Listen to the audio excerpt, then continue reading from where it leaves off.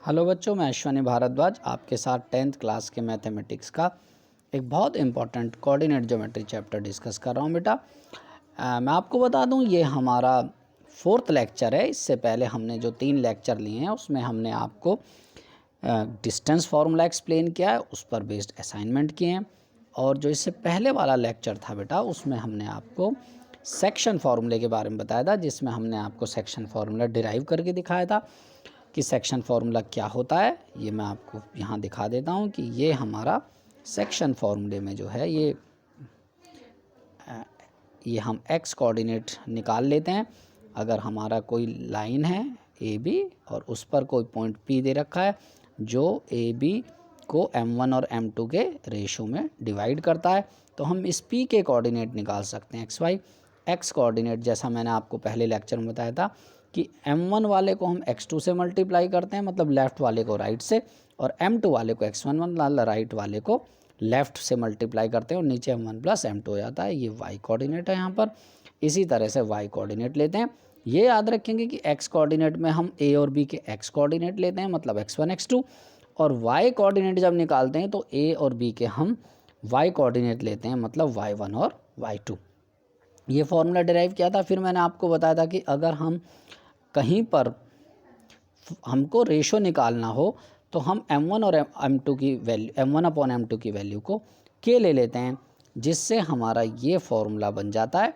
तो इसे याद रखने की आपको ज़रूरत नहीं है, क्योंकि जब हम अप्लाई करेंगे तो फॉर्मूला हम वही करेंगे m1 x2 plus m2 x1/m1 plus m2। बस ये है कि ये इम्पॉर्टेंट बात ये याद रखनी है कि जब हम रेशो फाइंड आउट करेंगे तो हम m1/m2 की वैल्यू को बेटा हम क्या लेंगे, k को ले k रख लेंगे हम।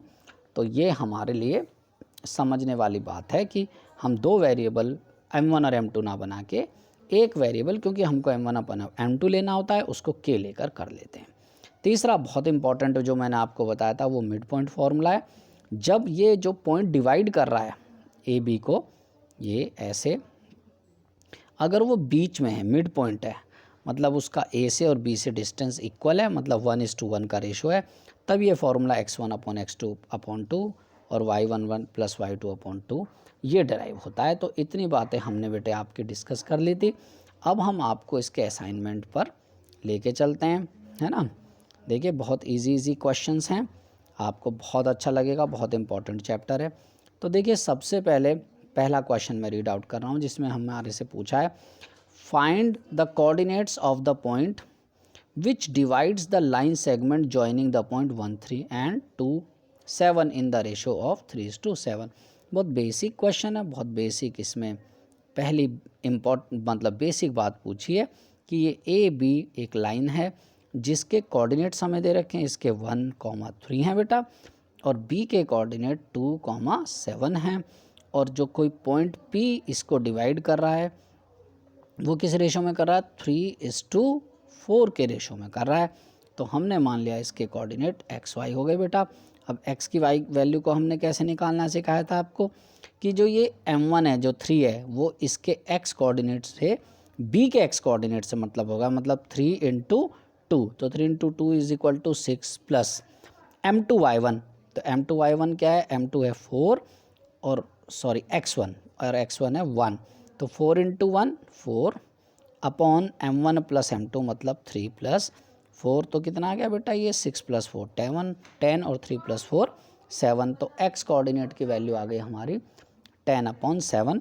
बिल्कुल ठीक इसी तरह से y की वैल्यू भी हम निकाल सकते हैं कि y = m1 y2। अब m1 है 3 और y2 है 7, तो 3 × 7 21 प्लस यहाँ पर 4 को हम y कोऑर्डिनेट 3 से मल्टीप्लाई करेंगे, 4 3 12 हो जाएगा, अपॉन 3 + 4 7 लिख सकते हैं। 21 और 12 कितना होता है बेटा, 33/7। तो x कोऑर्डिनेट आ गया हमारा 10/7 और y कोऑर्डिनेट आ गया 33/7। ये आप आंसर ये देख सकते हैं यहाँ पर, ये आंसर हमारा ये आ रखा है, ठीक है। तो फर्स्ट क्वेश्चन हमारा हो गया बेटा। अब सेकंड क्वेश्चन की तरफ चलते हैं। कह रहा है कह रहा द पॉइंट K, एक पॉइंट दे रखा है K12 जो कहाँ लाई करता है, lies on the perpendicular bisector of the line segment joining the point E and F, दो पॉइंट को जॉइन करने वाली ई एफ ये एक बेटा लाइन है, ये ऐसे ले लेते हैं। देखो पहले फिगर दिमाग में इमेज बना लेते हैं इसकी, है ना। इसके ई और एफ के कोऑर्डिनेट्स हमें दे रखे हैं, इसके 6,8 दे रखे हैं और एफ के हमें 2,4 ये दोनों कोऑर्डिनेट्स हमें यहाँ पर दे रखे हैं। उसके बाद वो कह रहा है कि इस लाइन पर एक परपेंडिकुलर बाइसेक्टर है, मतलब वो परपेंडिकुलर भी है और बाइसेक्टर भी है, मतलब मिड पॉइंट से जा रहा है। तो ये वाला पॉइंट जो है वो मिड पॉइंट है और इसके ऊपर एक पॉइंट है कहीं भी के, हम ले सकते हैं वो पॉइंट को, मान लिया मैं यहाँ मान लूँ, यहाँ पर ये पॉइंट के है। तो वो कह रहा है कि हमें डिस्टेंस निकालना है ई एफ से, मतलब ये जो डिस्टेंस है के का, ये वाला डिस्टेंस अगर मैं इसको पी मान लूँ तो मुझे ये डिस्टेंस के पी की वैल्यू निकालनी है। तो देखो लगा तो डिस्टेंस फॉर्मूला बेटा इसमें, लेकिन हम निकाल कब सकते हैं, देखो के कोऑर्डिनेट हमें दे रखे हैं 1 2, है ना बेटा। इसका मतलब हमें पी के कोऑर्डिनेट भी चाहिए और पी क्या है, पी है मिड पॉइंट। तो यहाँ से हमें मिड पॉइंट निकालने का क्या तरीका है, फॉर्मूला है x1 + x2/2। तो x1 है 6 और x2 है 2, तो 6 + 2 8/2 कितना हो गया बेटा 4। इसी तरह y कोऑर्डिनेट 8 + 4 12/2 6। तो p के कोऑर्डिनेट कितने आ गए बेटा हमारे, p के कोऑर्डिनेट 4 6 आ गए और k के कोऑर्डिनेट हो गए 1 2। अब आप डिस्टेंस निकाल सकते हैं के पी का ऐसे, ये k पॉइंट है, ये p पॉइंट है। डिस्टेंस फार्मूला आपको पता ही है, x2 - x1 का whole square plus y2 - y1 का होल स्क्वायर। तो यहाँ पर हम दो पॉइंट के बीच का डिस्टेंस निकाल रहे हैं। के कोऑर्डिनेट हमें 1 2 दे रखे हैं और जो p हमने निकाला उसके कोऑर्डिनेट अभी हमने कितने निकाले बेटा 4 6। तो ये के कोऑर्डिनेट यहाँ लिखे हुए 1 2। डिस्टेंस फार्मूला लगाएं, √4 - 1 3 का स्क्वायर 9 प्लस 6 - 2 4 का स्क्वायर 16 और 9 प्लस ये 16 25 हो जाता है। तो √25 और 25 का √ आपको पता है 5। लेकिन इसमें एक बात ध्यान रखेंगे, क्योंकि ये डिस्टेंस है इसलिए इसकी यूनिट लिखेंगे। अब हमें तो पता नहीं है बेटा कि मीटर है सेंटीमीटर है क्या है, तो हम यहाँ बस यूनिट्स लिख के छोड़ देते हैं कि 5 यूनिट्स। अगर आप आंसर देखेंगे इसलिए इसमें यूनिट्स लिखा हुआ है। तो अगर आप यूनिट्स नहीं लिखते हैं तो कई बार टीचर आपकी इस गलती की वजह से आपका हाफ मार्क डिडक्ट कर सकते हैं, 1 डिडक्ट कर लें। तो ये उस पर डिपेंड करता है, इसलिए आप कोई मौका ना दो। तो ये छोटी छोटी बातें आप ध्यान रखेंगे। तो देख रहे हैं आप कितने आसान क्वेश्चन है। चलिए हम नेक्स्ट क्वेश्चन पे चलते हैं बेटा। नेक्स्ट क्वेश्चन है, वो कह रहे हैं कि the vertices of A triangle ABC, हमें एक ट्राइंगल है और उसके जो वर्टिसेस हैं वो हमको दे रखे हैं, ये तीनों A B और C। वो कह रहा है हमको मीडियन की लेंथ निकालनी है जो कि हमने A वर्टेक्स से ड्रॉ की है। तो हमारा ये देखो बेटा, एक फिगर मैं आपको बना के दिखा देता हूँ। ये थोड़ा स्केलिंग ट्राइंगल बनाया करो आप ऐसे केस में ना, जिससे आपको थोड़ी फिगर में क्लैरिटी लगे। कई बार बच्चे से इक्विलेटरल बना लेते हैं तो वो परपेंडिकुलर और मीडियन एक ही जगह आते हैं। अब देखो मिड पॉइंट आपको बीच में यहाँ पर हमने कहीं मिड पॉइंट ले लिया, मान लिया ये D हमने पॉइंट ले लिया, ये AD की लेंथ निकालनी है। तो AD की लेंथ निकालने के लिए हमें डिस्टेंस फार्मूला लगाना पड़ेगा बेटा। तो डिस्टेंस फार्मूले के लिए हमें दोनों के कोऑर्डिनेट पता होने चाहिए। अब A के कोऑर्डिनेट तो पता हमें -1 3 है, लेकिन D के कोऑर्डिनेट हमको नहीं मालूम है। लेकिन D क्या है, BC का मिड पॉइंट है। अब B के जो कोऑर्डिनेट्स हैं वो हमारे कितने हैं 1 -1 और C के कोऑर्डिनेट हमारे हैं 5 और 1, ये यहाँ पर दे रखे हैं। तो हम मिड पॉइंट फार्मूला लगा लेते हैं बेटा, 1 + 5 6 और 6 का को 2 से डिवाइड करेंगे तो 3 आ जाएगा। तो 3 आ गया x कोऑर्डिनेट। इसी तरह -1 + 1 को जब हम ऐड करेंगे 0 और 0.2 0 आ गया। तो D के कोऑर्डिनेट कितने आ गए हमारे 3 0 आ गए।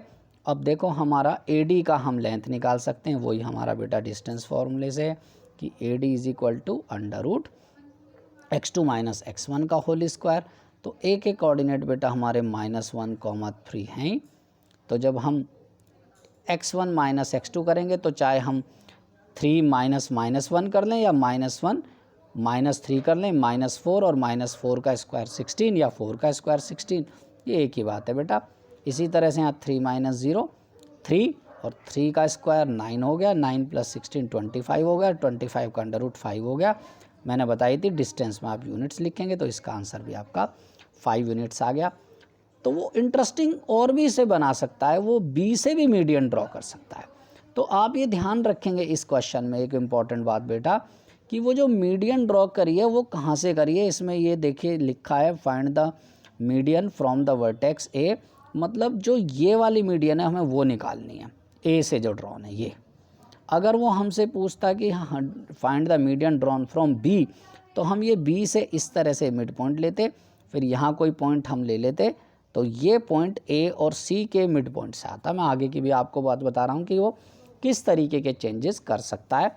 तो ये ध्यान देंगे कि जब वो मीडियन पूछ रहा है बेटा, तो वो मीडियन हमने कहाँ से ड्रॉ करी है ना। कितना आसान क्वेश्चन है।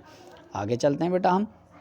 देखिए ये पैरेललोग्राम वाला बहुत ही इम्पॉर्टेंट क्वेश्चन है, अक्सर ये बोर्ड में आता है, और इसके लिए आपको पैरेललोग्राम की प्रॉपर्टीज़ क्लियर होनी चाहिए। तो मैं आपको बता दूं कि पैरेललोग्राम क्या होता है बेटा।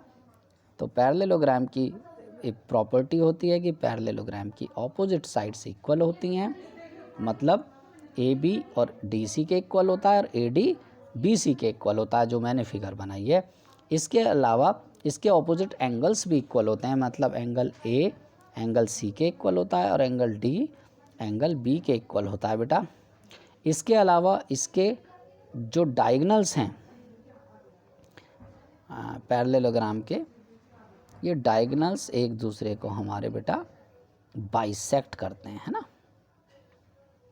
तो अभी हमने जब डिस्टेंस फार्मूला पढ़ा था तो हमने आपको बताया था कि पैरेललोग्राम प्रूव करने के लिए बेटा हम ऑपोजिट साइड्स को इक्वल कर देते हैं, मतलब हम ए बी की लेंथ निकाल लेते हैं, डी सी की लेंथ निकाल लेते हैं, उसको इक्वल कर देते हैं, फिर हम ए डी की लेंथ निकाल लेते हैं और बी सी की लेंथ निकाल लेते हैं, उनको भी इक्वल कर देते हैं। अब हम और कहते हैं कि both the pairs of opposite sides are equal, therefore it is a parallelogram.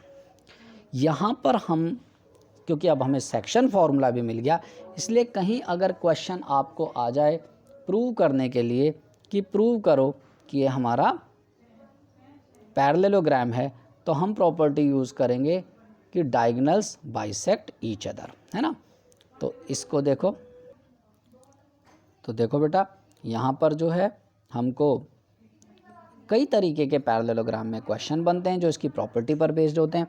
एक तो मैं यहीं पर बता देता हूँ आपको कि वो क्या करेगा कि पैरेललोग्राम के चारों वर्टिसेस हमें दे देगा, कहेगा कि एक क्वाड्रिलेटरल है ए बी सी डी और इसके चारों वर्टिसेस हमें दे रखे हैं, तो कहेगा कि प्रूव करो ये पैरेललोग्राम है। तो हम क्या प्रूव करेंगे, हम ये वाली प्रॉपर्टी यूज़ करेंगे कि डायगोनल्स बाइसेक्ट ईच अदर, मतलब ए सी और बी डी एक ही पॉइंट पर इंटरसेक्ट करते हैं, ये कॉमन पॉइंट है। इसको कॉमन पॉइंट को मान लिया मैं ओ लिख लेता हूँ बेटा, है ना। तो मैं ए सी का मिड पॉइंट निकालूंगा और बी डी का मिड पॉइंट निकालूंगा और दोनों को इक्वल शो कर दूंगा और कह दूंगा ए बी सी डी एक पैरेललोग्राम है। तो पैरेललोग्राम प्रूव करना एक इम्पॉर्टेंट क्वेश्चन है, वो कहीं ना कहीं आपको ज़रूर मिलेगा। लेकिन यहाँ पर उसने और एक नया क्वेश्चन बनाया, वो उसने कहा पैरेललोग्राम तो है लेकिन हमको 3 वर्टिसेस दिए हैं। तो ए के कोऑर्डिनेट मान लिया हमारे -3 1 है बेटा, बी के कोऑर्डिनेट हमारे 1 1 हैं, जो सी है उसके कोऑर्डिनेट हमारे 3 3 हैं, और जो डी है उस पॉइंट के कोऑर्डिनेट मैंने मान लिया कि वो एक्स वाई हैं। अब सबसे पहले हम मिड पॉइंट निकालेंगे ए सी का, है ना, क्योंकि हमें पता ए सी का और बी डी का मिड पॉइंट इक्वल है। तो हम लिखेंगे mid point of A C. अब देखो mid point of A C, mid point of A C, थोड़ा राइटिंग ख़राब हो गई, मैं थोड़ा राइटिंग ठीक लिखता हूँ बेटा, साफ साफ लिख के दिखाता हूँ आपको ज़रा। तो हमारा मिड पॉइंट ऑफ ए सी, ये ए सी का मिड पॉइंट हम कैसे निकालेंगे बेटा, ए सी का मिड पॉइंट हम मिड पॉइंट फॉर्मूले से निकालेंगे, मतलब एक्स कोऑर्डिनेट में एक्स कोऑर्डिनेट करेंगे, 3 + 3 6 और 6/2। तो लेकिन ये -3 है, तो -3 + 3 0 हो जाएगा और 0/2 0 हो जाएगा। तो x कोऑर्डिनेट क्या आ गया बेटा, 0 आ गया। फिर y कोऑर्डिनेट देखो 1 + 3 4 4/2 2। तो AC का मिड पॉइंट आ गया 0 2। अब हम बी डी का मिड पॉइंट निकालेंगे, तो mid point of B D, तो वो देखो क्या आएगा बेटा, बी डी के मिड पॉइंट जब हम निकालेंगे तो x कोऑर्डिनेट x और यहाँ x कोऑर्डिनेट 1, तो x + 1/2 और ये y कोऑर्डिनेट y + 1/2, तो ये बी डी का मिड पॉइंट आ गया। लेकिन ये तो दोनों इक्वल होंगे, इसका मतलब बेटा ये x + 1/2 की वैल्यू 0 के इक्वल होगी, x कोऑर्डिनेट के इक्वल होगा ये, और जो y कोऑर्डिनेट है y + 1/2 इसकी वैल्यू 2 के इक्वल होगी, है ना। तो थोड़ी सी स्पेस यहाँ पर हमारी कम रह गई है, मैं आपको फिर से लिख के दिखा रहा हूँ यहाँ पर कि जहाँ तक हम पहुँच गए थे, कहाँ तक पहुँच गए थे बेटा, हमारा x कोऑर्डिनेट आ गया था x + 1/2 और वो किसके इक्वल आ गया था, हमारा 0 के इक्वल। तो यहाँ से जो x की वैल्यू आ जाएगी हमारी, वो आ जाएगी 2 - 0 - 1 -1, और जो y कोऑर्डिनेट था वो y + 1/2 था, उसकी वैल्यू थी बेटा 2 के इक्वल। तो ये यहाँ से क्रॉस मल्टीप्लाई करेंगे, 2 × 2 = 4, फिर 1 माइनस करेंगे तो y की वैल्यू आ गई 3। इसका मतलब हमारा जो फोर्थ कोऑर्डिनेट है वो -1,3, देखो आंसर मैच कर रहा है। तो इस तरीके से करेंगे। तो पैरेललोग्राम का क्वेश्चन बहुत इंपॉर्टेंट है, ये आपको ध्यान से कर लेना। कोई बात समझ में ना आए, इस वीडियो को बेटा आप रिपीट करके देख सकते हैं। नेक्स्ट क्वेश्चन डिस्कस करते हैं।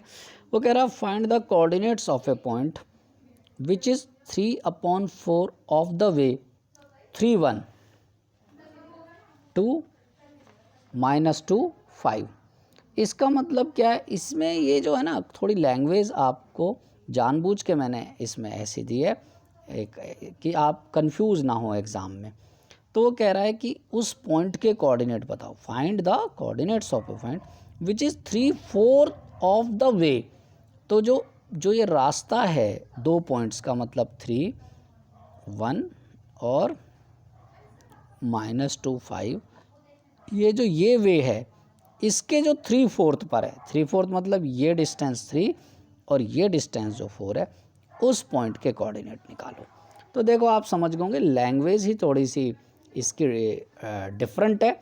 अदरवाइज़ वो इसी क्वेश्चन को कि उस पॉइंट के कोऑर्डिनेट निकालो जो 3, 1 और -2, 5 को 3:4 में डिवाइड करता है, आप वही x, y इसके कोऑर्डिनेट मान के x की value m1 x2 + m2 x1 upon m1 + m2 वाला फॉर्मूला अप्लाई करके, और ऐसे y coordinate m1 y2 + m2 y1 upon m1 + m2 लगा के आप इसको फाइंड आउट कर सकते हैं। आपको लग ही रहा होगा बहुत इजी क्वेश्चन है बेटा, है ना।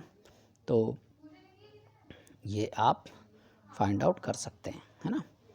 आगे बढ़ते हैं बेटा। 6 क्वेश्चन देखिए, 6 क्वेश्चन क्या है बेटा, 6 क्वेश्चन में उसने कहा है a point P on x axis. वो कह रहा है पॉइंट P x एक्सिस पर है। यहीं से आप समझ जाइए, जो मैंने आपका इंट्रोडक्टरी कोऑर्डिनेट ज्योमेट्री का लेक्चर था उसमें मैंने आपको बताया था कि जितने भी पॉइंट x एक्सिस पर होते हैं उनका y कोऑर्डिनेट 0 होता है, क्योंकि उनकी वर्टिकल डायरेक्शन कुछ होती नहीं है। और जो पॉइंट y एक्सिस पर होंगे उनका x कोऑर्डिनेट 0 होगा, क्योंकि उनमें हॉरिजॉन्टल डायरेक्शन नहीं होती। तो जैसे ही वो कहता है a point P on x axis, हम समझ जाते हैं कि ये वो पॉइंट है जिसका y कोऑर्डिनेट 0 है। खैर आगे पढ़ें। A point P on x axis divides the line segment joining the points 4, 5 and 1, -3 in certain ratio. उसने रेशो भी नहीं दिया कि रेशो क्या है, कह रहा उसके कोऑर्डिनेट्स निकालो। तो हम मान लें कि ये तो वो एंड पॉइंट्स हैं A और B, इनको नेमिंग कर सकते हैं। A के कोऑर्डिनेट को हमने मान लिया 4, 5 और B के कोऑर्डिनेट को हमने मान लिया 1, -3। अब वो कह रहा है कि इसके ऊपर कोई पॉइंट हमने मान लिया P, लेकिन शर्त क्या है कि वो P पॉइंट x एक्सिस के ऊपर है, ये वाला। तो इसका मतलब इसका x कोऑर्डिनेट तो ज़रूर कुछ होगा जो हमें मालूम नहीं है, y कोऑर्डिनेट हमारा इसका 0 होगा बेटा। तो y कोऑर्डिनेट को मैं यहीं 0 ले लेता हूँ। तो इस तरीके से ये हमें पता चल गया। और वो क्या कह रहा है, इन अ सर्टेन रेशो, रेशो भी नहीं पता। तो जब भी हमारे पास रेशो अननोन होगा उसको बेटा आप k:1 ले लेना, जिससे हमारा m1 अपॉन m2 की वैल्यू k आ जाती है, मैंने आपको एक्सप्लेन किया था। और हमारा एक अननोन दिखाई देता है, केवल के।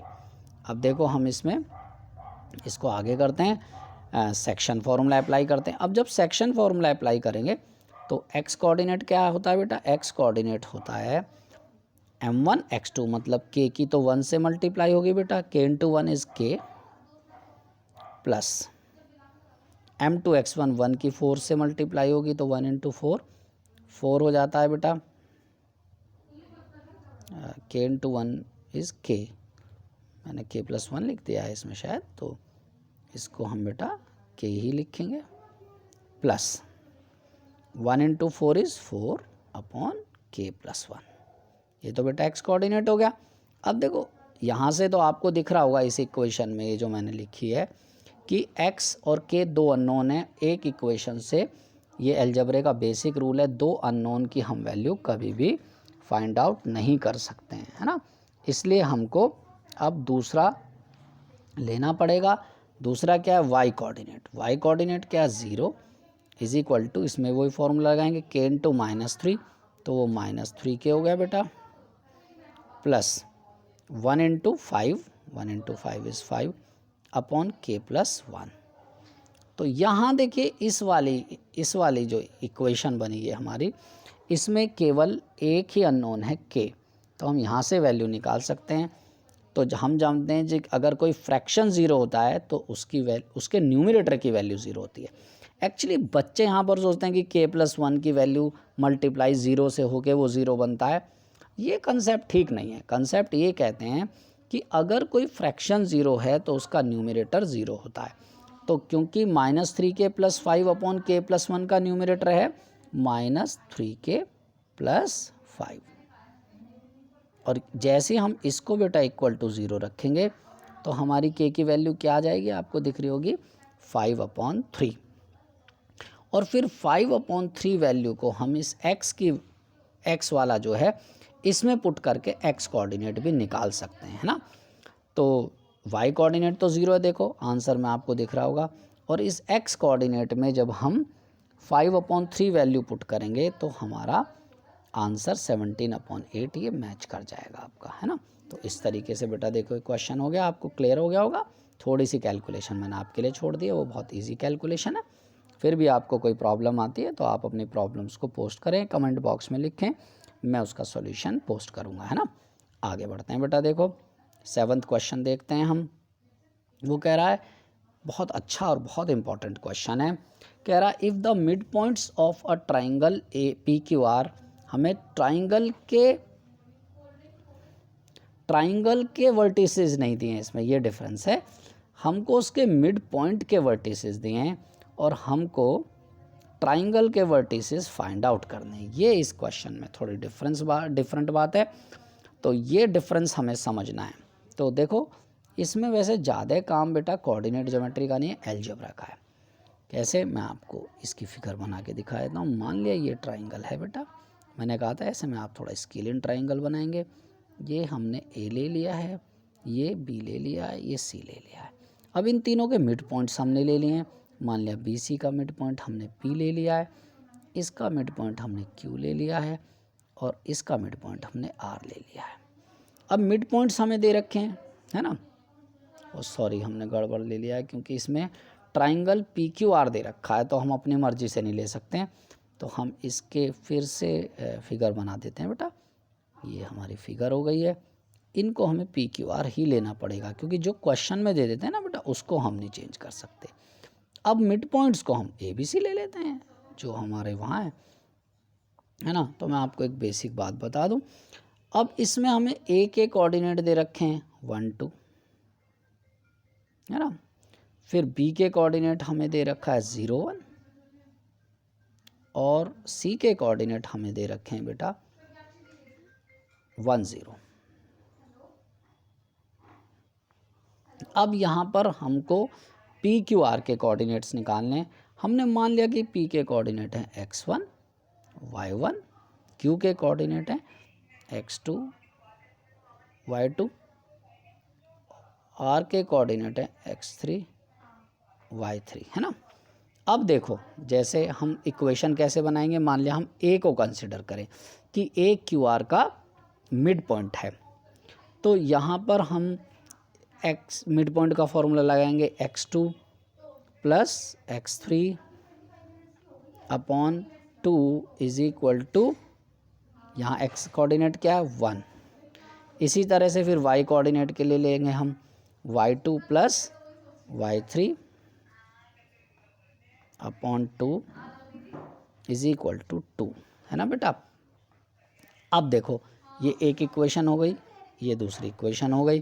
फिर हम b को कंसिडर करेंगे, इस वाले पॉइंट को, b जो आप फिगर में देख रहे हैं। फिर देखो जब मिड पॉइंट फॉर्मूला लगाएंगे तो यहाँ p का x कोऑर्डिनेट क्या x1 प्लस इसका r का क्या है x3, तो हो जाएगा x1 plus x3 upon 2 is equal to क्या मिड पॉइंट है 0। तो ये इस वाली इक्वेशन को देखो जो x2 प्लस x3 थी अपॉन 2, तो यहाँ से x2 प्लस x3 की वैल्यू 2 आ गई यहाँ से बेटा इस इक्वेशन से, है ना। और x1 प्लस x3 की वैल्यू 0 आ गई। फिर ये इधर से निकल जाएगी जब हम c को कंसिडर करेंगे, तो x1 plus x2 upon 2 is equal to 1 आ जाएगा। ये मैं यहाँ लिख देता हूँ x1 plus x2 upon 2 is equal to 1। तो इस इक्वेशन को आप ध्यान से देखें बेटा, यहाँ से x1 प्लस x2 की वैल्यू क्या आ जाएगी 2।